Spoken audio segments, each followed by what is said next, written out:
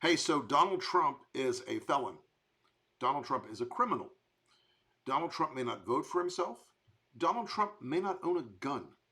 Donald Trump has transformed himself by his own actions into a person who the normal Trump voter would loathe and despise. Trump voters are always about, oh, the criminals must be punished. They must be put in jail. They must be treated as if they were subhuman animals because they're desperately trying to destroy our country. Guess what? Donald Trump's criminal. Rule of law held. The institutions held. This wasn't masterminded by Joe Biden. It's not the deep state.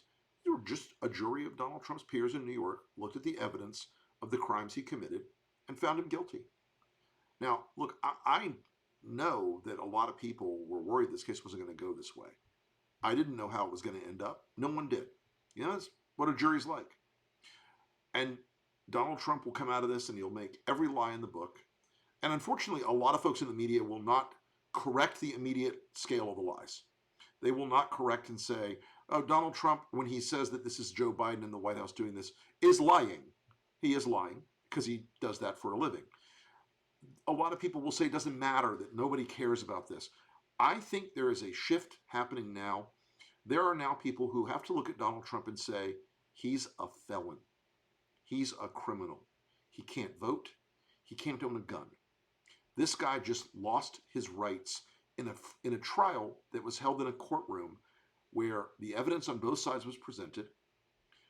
Donald Trump chose not to call certain witnesses that he could have called to defend himself, and he chose not to testify. He chose not to use the advice of counsel defense. He chose all those things, just as he chose to commit the crimes that led him to being a felon. A felon. Donald Trump's a felon. Again, he can't vote. He can't own a gun. His rights have been restricted not because of Joe Biden, not because of the deep state, not because of the DOJ, but because of one man, and that's Donald Trump. Now, look, he's going to go off and raise $1 jillion tonight online. He's going to go tell people he's a political prisoner, that he's suffering because he's their Nelson Mandela, their Mother Teresa. Folks, let him. He's going to burn it all in a giant wave of more legal bonfires to his own vanity. This is a bad day for Trump. It's a good day for America. And it's a good day because of two things. I want to go back to this just to wrap this up. The rule of law held. Donald Trump did not intimidate this jury or this judge into breaking.